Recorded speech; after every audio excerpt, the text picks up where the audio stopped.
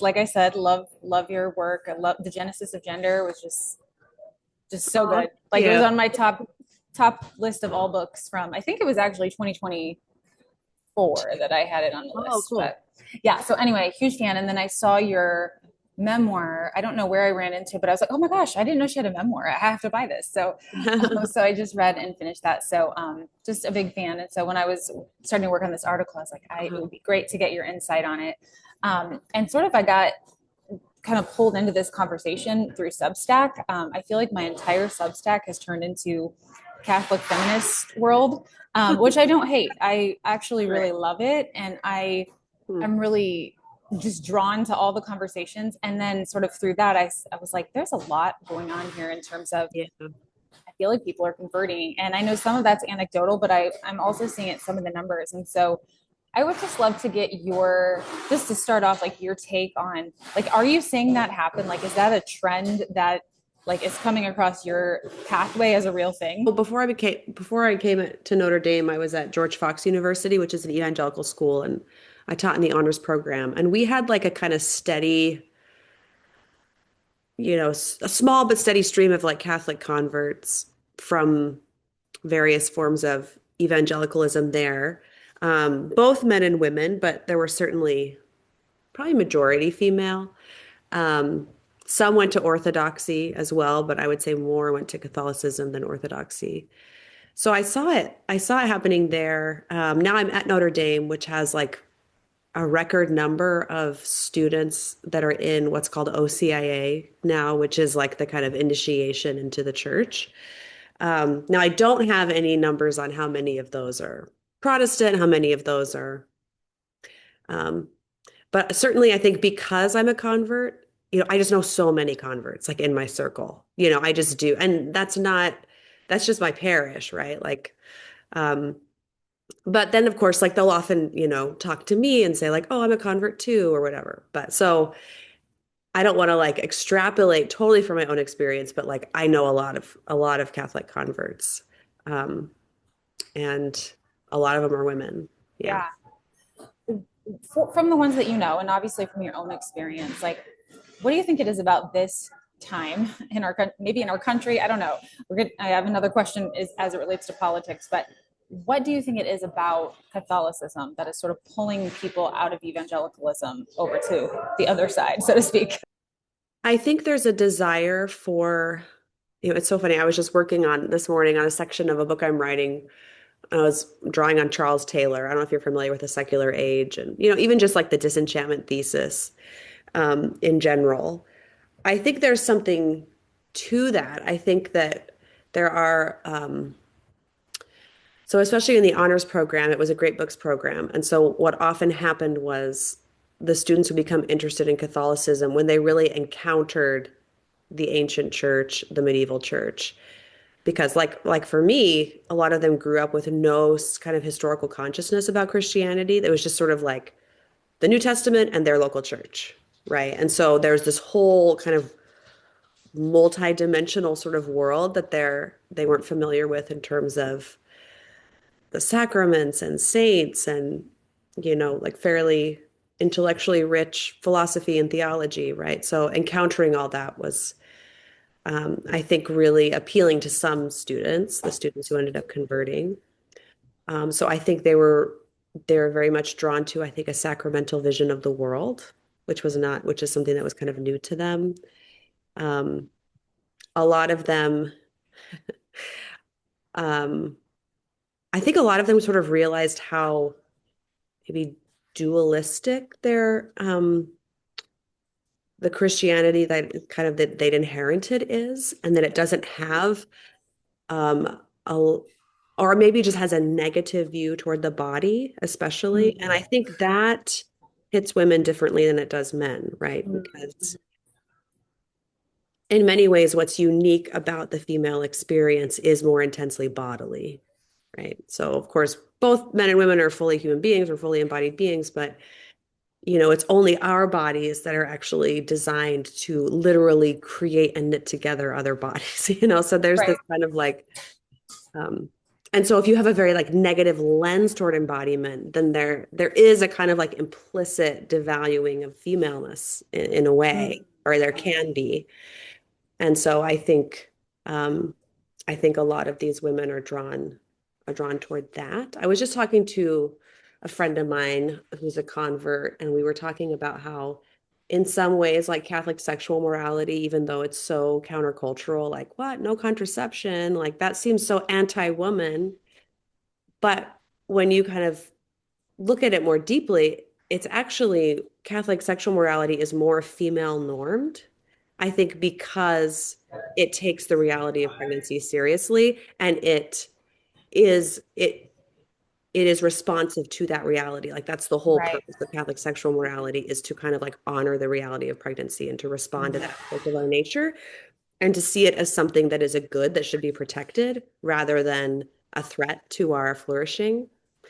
And I think yeah, I think there's a lot of like, a lot of women are kind of disenchanted, not to use that term again, with the the kind of explicit and implicit view of femaleness of our culture, right? Where Mhm.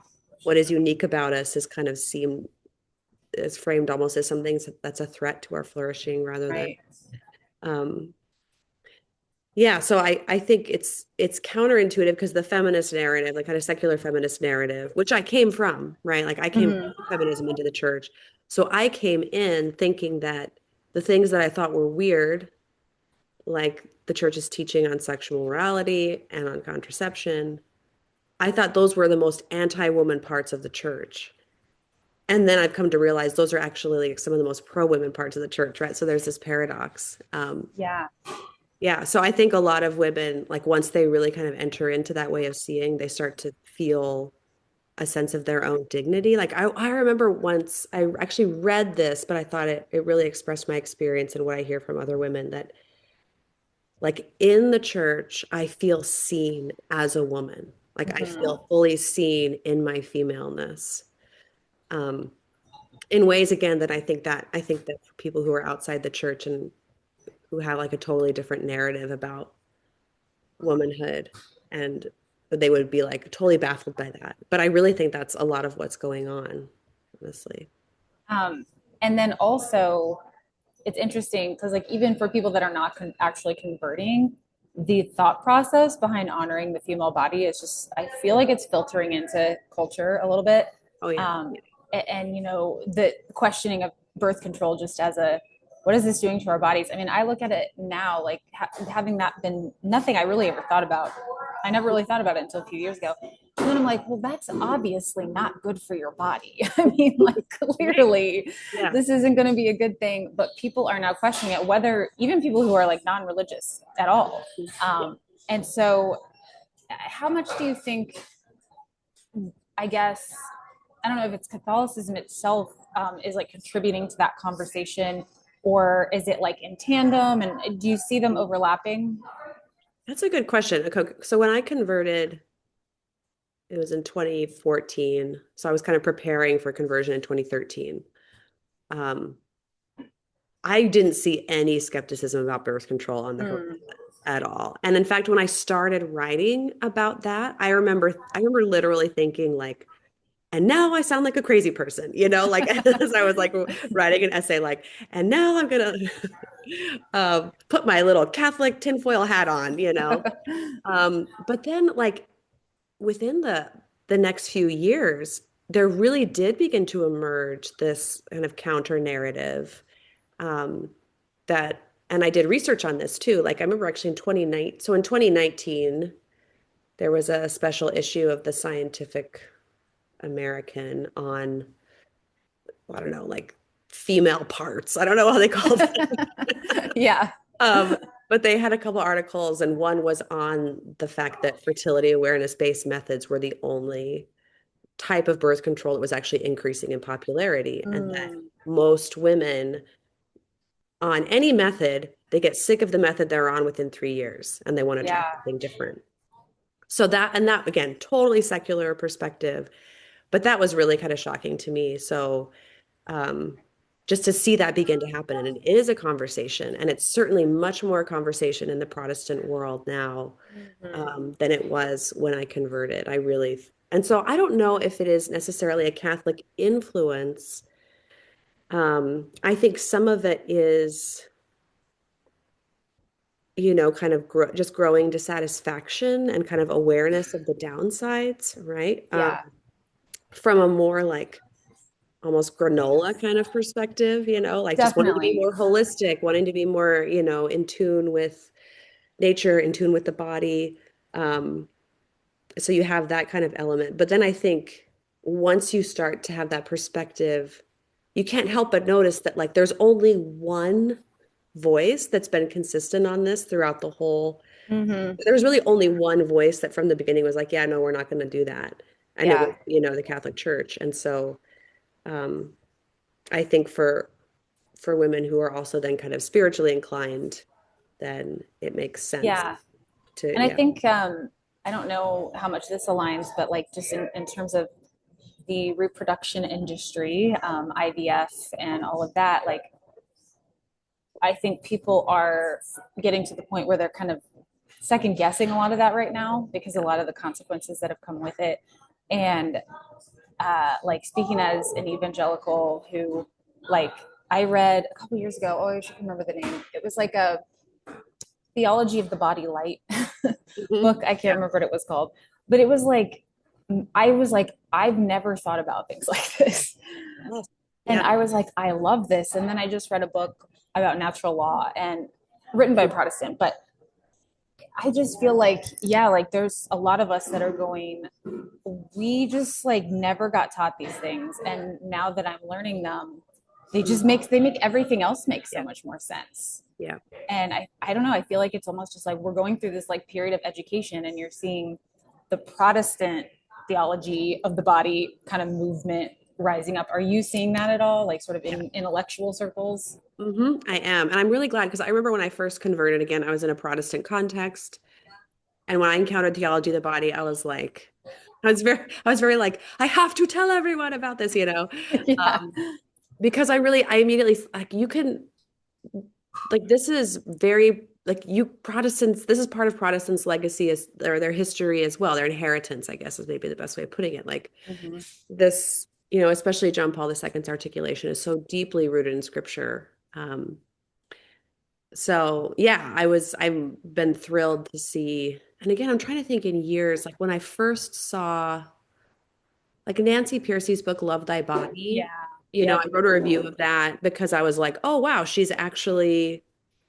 is the first Protestant voice I saw at the time that was sort of like Mm-hmm. drawing on some of those principles and not like coming out against contraception, but at least raising the question, like, oh, maybe we should talk about this more. And that Yeah. would have been maybe in like, I don't know, 2016, 2017, 2018, something like that. So, and now I see it, especially on Substack. And I Yeah. just love the thought behind everything that they're doing. Um, what do you think in terms of, because there is so much more actual tangibleness to a lot of Catholicism than there is to evangelicalism. Mhm. How do you think like sort of the world that we now live in, like thinking of like things like AI and just Yeah. like the disconnection, like how does that play into people wanting more tangible sources of their faith? Yeah, I think that's actually a really good connection because I remember that's what really drew me to Catholicism, even when like ideologically I was like so at odds with a lot of what the church teaches.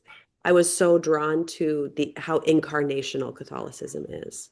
Like I would walk into Catholic spaces and there's just the art is so like it's like a celebration of like embodied holiness. Mm-hmm.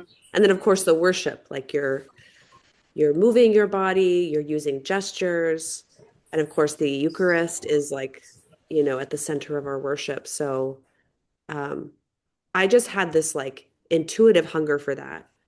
Um and then it took me a lot much longer to realize that actually the ideological beefs that I had were also because they were rooted in the church's incarnational theology, right? Um, So that allowed me to be like, oh, well, actually, what I love about the church undergirds these teachings that I find hard to accept. And once I sort of realized that, then my heart really opened to the whole thing. Um, so I think there is definitely in our time, yeah, a desire for, I guess, like kind of holistic and embodied um, praxis to living out our faith, Um, and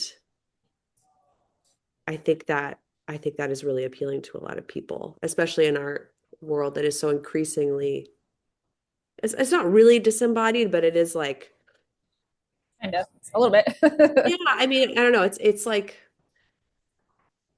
yeah, it's the life of the body is just so devalued and underdeveloped in a way, Mhm. right? Like we're just in our heads all the time, we're on screens all the time. We've inherited this like Cartesian idea, this Cartesian anthropology that like we're basically just a consciousness in a meat suit, Yeah. um, which isn't true. And when you live that way, I think when you kind of shift into more of an incarnational or sacramental way of being, so it's not just the ideas, but it's also like the way you live in response to that vision of reality. Mhm. Yeah. Yeah, no, I agree with you in terms of like, and maybe this plays into it too. Just the all the arguing, of course, that goes on in the world today, all and specifically around these really hard issues like gender, LGBTQ. I think for me, like reading some of this stuff was it helped me like kind of step away from like the bickering over here and just be like, okay, I see where this is all rooted, and in a way, I was kind of like, I don't even need to quote a scripture to like tell you where I stand because I can just see the way God made the world, Yeah. and it's just evident Mhm. in what you see, and I mean, it's hard to doubt that, in Yeah. a way. So anyway, I think there's maybe some element of that too, that people are looking for. Like, I need something to hold on to for a lot of this stuff, especially because like people are like losing friends and just all of Yes. these things that are coming up. That's actually a really good point because especially I think the Protestant scene has been so rocked by schisms and fragmentation on the Mm, question of human sexuality, almost mhm. in the exact time period that we're talking about. Like that was happening at the same time. Like even Yeah. the nomination that of the institution where I was like split was it, the time at the time I was joining the church, it was like splitting over gay Yes. marriage and that was just happening to like, so many churches and that question of gay marriage is of course downstream of all these questions we're talking about. Like um it's connected to the question of contraception. Mhm. Because this all revolves around like um is the full telos of sex connected to life in a way that demands our just kind of response, Mhm. that demands our reverence. And if we're called to reverence the connection between sex and the mystery of life, then that really calls into question things like contraception. It also calls into question things like gay marriage. Mhm. But I think what happened in the church is that they that that there was a lot of concessions. Like basically it was like, no, it's okay to disentangle life, the Mhm. sex from life for married couples, for straight couples, like, and then all of a sudden it's like, whoa, not for gay people, like let's draw the line there.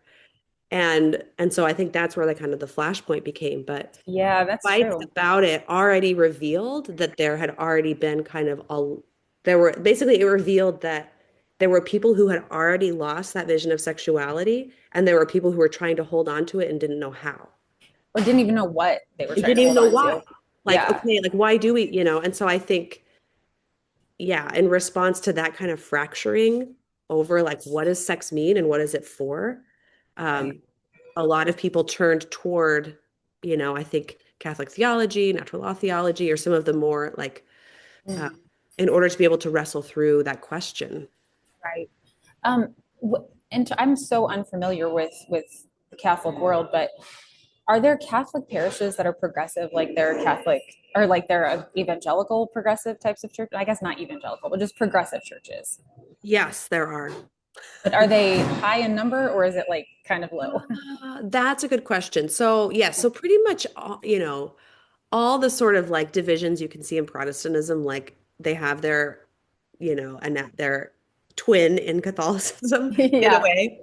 Um, so there are progressive parishes. I mean, I only know the archdiocese I've been in. So like in the Portland Archdiocese, there was like one particular parish, for example, that was just really known as like basically the affirming parish, right? And it had an active ministry to gay people, which there are different kinds of ministries to gay people, right? Like, but this Right. one I think was much more like, don't worry, the church will change eventually, kind of a Yeah. ministry. Yeah. Um, so even in like a very progressive area like Portland, there was really only one that was like that, right? So yeah, That that's a was that was pretty, like that was that I think kind of open about being affirming and maybe, had some kind of like coded rainbow flag type stuff going on. mhm. In my current diocese, there's none of that. I mean, there is a range of, there's slightly more liberal parishes. But yeah, I would say that's a minority voice, but it's definitely there. Would you say that, because in evangelicalism, of course, like you've got egalitarians and then you've got complementarians, but like some of them, there are obviously egalitarians that are still pretty conservative theologically. Do you Mhm. have that as well in Catholicism? So in Catholicism, I think there's the vision of like complementarity is kind of different than egalitarianism and complementarianism in the Protestant world. And I've written about this. I can send you like a piece I wrote about kind of recently about this actually. Um, so that would be kind of, I think that what's different in the Catholic world is that there is like an official stance, right? A lot of these Right. questions, right? Even if you have like a dissenting priest or certainly plenty of people dissenting in the pews or, a parish that's kind of like, uh, you know, a little bit on the fringes. Right. There's still like a norm, like there is a rule of faith. Yeah, that's one thing That from your book articulates. that I was really stuck out to me. I think it was your book that I was reading. I read a lot of books, but just the thought of like um, just going back to the Reformation and just how wow, like we really do need that history and like because otherwise like all the denominations are sort of just like kind of doing their own thing and they like don't have a head of state so to speak. Right. And I hadn't really thought about it like that before, but that definitely makes a lot of sense. Yeah. So you have kind of you have sort of like what the catechism says about, what complementarity means, right? So you have the like official teaching of the church, but then you also have some like really conservative Catholics that have a more, kind of ultra trad view, which would look a lot more like very conservative complementarianism and Mhm. Protestantism. So kind of very hierarchical, women shouldn't work, that kind of stuff. So that's actually against what the church has said explicitly on that topic but you still have that, right? You still have those kind of pockets Mhm. and then you also have pockets that I think would have just absorbed a much more like liberal feminist kind of view that are like, Mhm. you know, when's the church going to ordain women? Like the church is too male dominated. Like I'm still Catholic and I'm living out my faith, but I'm kind of annoyed at all these, old guys that are bossing me around. So you still have that kind of like boomer liberal sensibility Mhm. in the church. But I think the difference is that there actually is like an official teaching on these things that doesn't align with either of those, right? And is trying Mhm. to offer Right. an alternate vision that often gets crowded out because uh, those are sort of the kind of like online hot takes, like that's what you see a lot online Mhm. and kind of in the culture. The other thing I was gonna, and if you have to go, just let me know. I won't keep you too much longer. Is I'm hearing as well this like move toward there's people actually like young families like Latin masses and Oh yeah, yeah. yeah, like which to me I'm like what in the heck I cannot imagine bringing my toddler to a Latin mass, but Yeah. what I mean do you think that's just sort of like an even more extreme sort of reaction to all the things we were already talking about or what would draw like a young convert to go that deep into it? Latin Yeah, mass. Yeah. that's what I meant to Yeah. say. Yeah. So my neighbors just down the way are pretty new converts and from Protestantism. And when they joined the church, they started going to a Latin mass. And I think it's because they were like, we want like the full meal deal. Like if Yeah. we're going to be Catholic, like we want to be Catholic, Yes. we want this like elevated sense of reverence, right? Because there is, I mean, in the Latin liturgy and the Tridentine liturgy, like there's a lot of richness and beauty. I think just the fact that it is in Latin kind of adds this almost like this is sacred. This is set apart from our ordinary life. Like we're actually stepping into this like, Hmm. because I love to like sing in Latin and, I go to an English parish, English speaking parish, but when we are in the high seasons of the church, like um, Advent, Lent, and Easter, Christmas time, Hmm. we sing certain parts of the Mass in Latin. And I love that, right? Because it just like elevates it in a way. Hmm. Like, and there's just this real beauty to it. So I think it's a desire for beauty. Yes. For the most part, it's like, you know, I Yeah, want, I people aren't want to like converting. feel, like I want to feel like I'm entering a different world when I step into Mass. Right. And sometimes that's actually easier with kids, honestly, because it's so sensory, Interesting. and Yeah, that makes there's sense. just like a lot of kids. Like it's normal, Yeah. unless you're in kind of a dying sort of boomer parish. It's normal just for there to be a lot of kids in Okay. Mass. Like, it's just the culture. It's not weird. Yeah, no, that's a Yeah. good point. I love the sensory point. Um, Also, what was I going to say? Yeah, people, this is what I was going to say. People are not, you're not getting like, I'm just converting for fun. It's like people Right. are converting because they really want this to have meaning. Like, this is a serious faith if you're actually Yeah. converting at this point in life. Yeah. Um, Yes. And and there, every convert, yeah, sorry, go ahead. Yeah. no, go ahead, go ahead. I was going to say every convert I know, like, has like given something up to be Catholic as well. Like